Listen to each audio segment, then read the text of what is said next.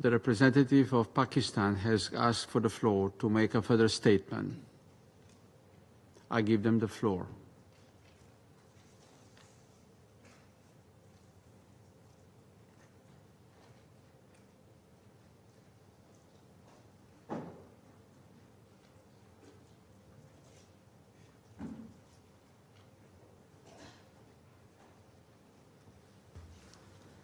Thank you, Mr. President.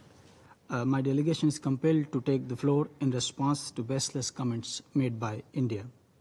It is regrettable, though unsurprising, that once again India has chosen to distort facts and propagate a false narrative, not only to malign Pakistan, but also to divert attention from India's internal challenges and grave violation of international law. The point raised by Pakistan may be uncomfortable for India, but they are grounded in undeniable facts. It is an established fact that Jammu and Kashmir dispute is on the agenda of this very Security Council for over 75 years. It is also an irrefutable fact that this Security Council in its resolutions decided that the final disposition of Jammu and Kashmir shall be determined by its people through a United Nations supervised plebiscite. And India is bound to comply with this decision in accordance with Article 25 of the United Nations Charter. Let me reaffirm that Jammu and Kashmir is an internationally recognized disputed territory. It never was, nor is a part of India or its internal matter.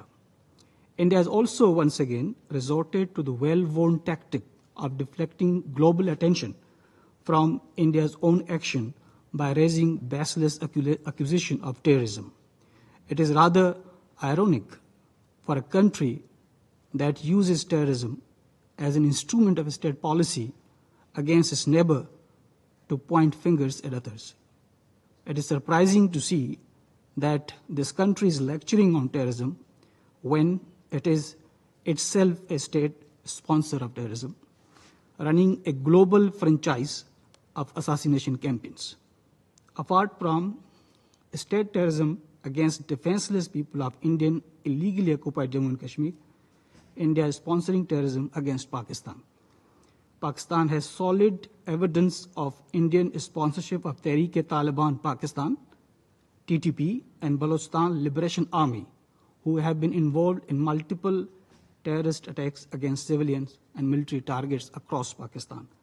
The arrest and conviction of Kulbhushan Jadhav, a serving Indian naval officer and operative of Indian intelligence agency RAW, is irrefutable evidence of India's state-sponsored terrorism against Pakistan, including targeted assassinations in Pakistan.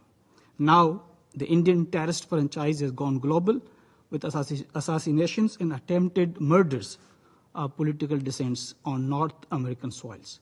India must end its state-sponsored terrorism, cease its illegal occupation of Jammu and Kashmir, and fulfill its obligation in international law. It must be held accountable for its terrorist activities. Its action must not go unpunished.